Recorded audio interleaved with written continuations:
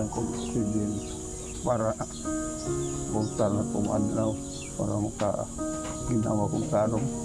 Kung feeling mo hindi ka na mahal ng Panginoon dahil parang tinalikuran ka na ng panahon, ang bidyong ito ay para sa iyo. Ito si Tatay Jerry, 55 years old at nakatira sa Handansor, Hitafe, Bohol. At may sakit siya sa baga at kailangan niya ng oxygen para makahinga ng maayos. Yan lang kong oxygen para punta na pumadlaw para ginawa kong karong. Oxygen lang ang katuwang niya para siya ay mabuhay at pinilit niyang mabuhay para sa kanyang pamilya. Hindi na nakakatuig na naging anito. At sa kanyang kalagayan ay nahirapan siyang magsalita. Dahil kung magsalita siya, ay nihingal siya. So lagi kaayong akong ang nabuhi dire kay donat ra ko nya pilare masapi nya ang iyang oxygen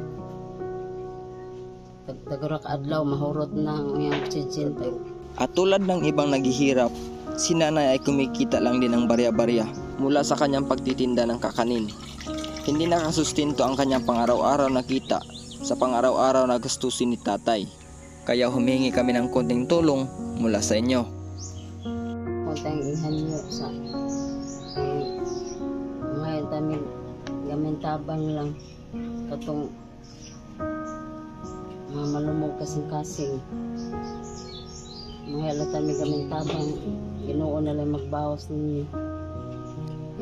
Wan adyo ko laing kapaingnan.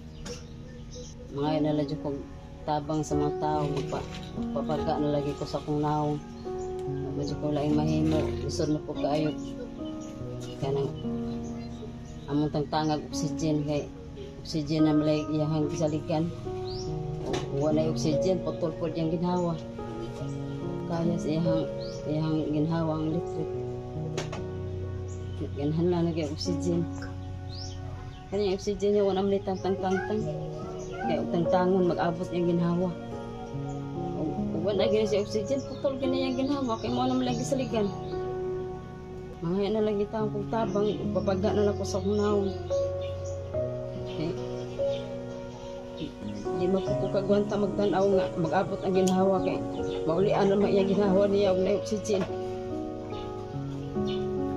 Gusto ko palang ipaalala sa inyo na ang bidyong ito ay para makahingi ng kunting tulong para kay tatay dahil sa pang-araw-araw niyang pangangailangan tulad ng oxygen. Yan lang kong oxygen para punta na pumadlaw para ginawa kong karong. At magpasalamat na rin ako sa magbahagi ng kanilang konting tulong para kay tatay. Kahit piso-piso lang ay malaking tulong na yan sa kanila. I-send nyo lang sa kanilang GCash number at maraming salamat po. Thank you for watching. Babush!